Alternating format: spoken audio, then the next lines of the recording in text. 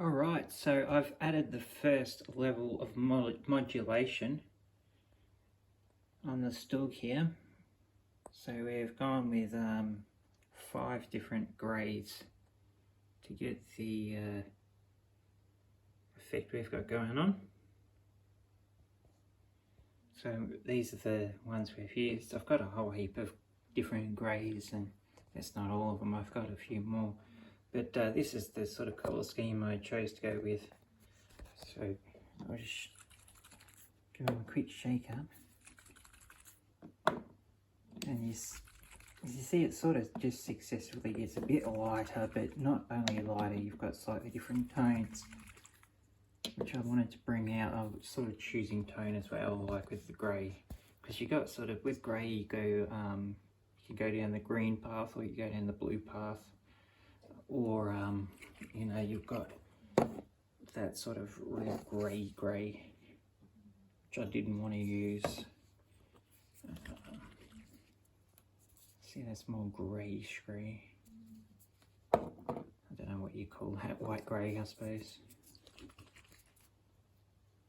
That's dark blue grey. That's a very light one, very light. Don't know why they call it dark blue grey. But yeah, this is what I went with. So the base coat was the basalt grey RAL 7012. I like that. It's you get a lot of lighter tank.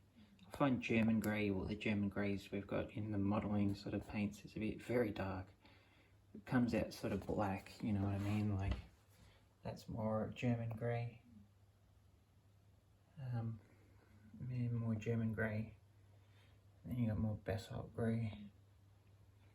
So I've gone with the basalt grey there. That's the sort of base coat.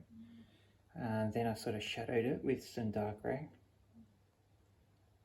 which is a sort of similar tonality to the German basalt grey, but it's slightly lighter, not much.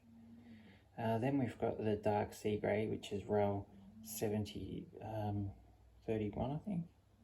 Yeah, a very bluish, it's got a very bluish to it. You'll see along the top, it's really blued up a lot, especially with the medium sea grey. Although you get most of your blue from that, and this brings back the grey just a touch. Same with the light grey.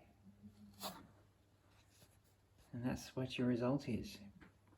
But very lightly with the lighter colours. Just sort of, I don't know, you could see it going on, and I was spraying it very lightly, but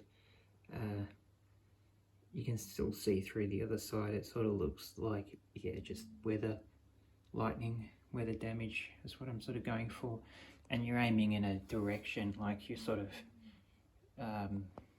you know, the sun isn't always hitting in one spot, but you want to get that sort of effect and a feel, I suppose.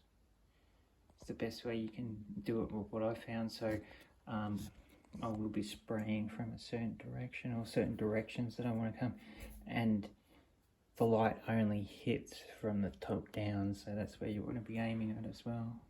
You don't want to be, you know, lightening it up.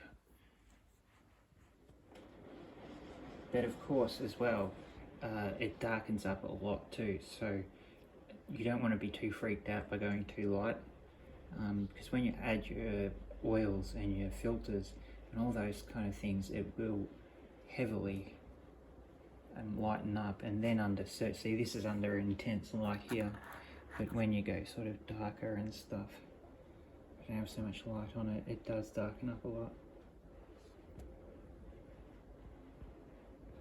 But just, yeah, it's perfect, it's what I want. Alright, so I'm going to let that dry. Nice, because the acrylic lacquers really need 24 hours before you want to start working on them again. Alright, I'll speak to you again soon.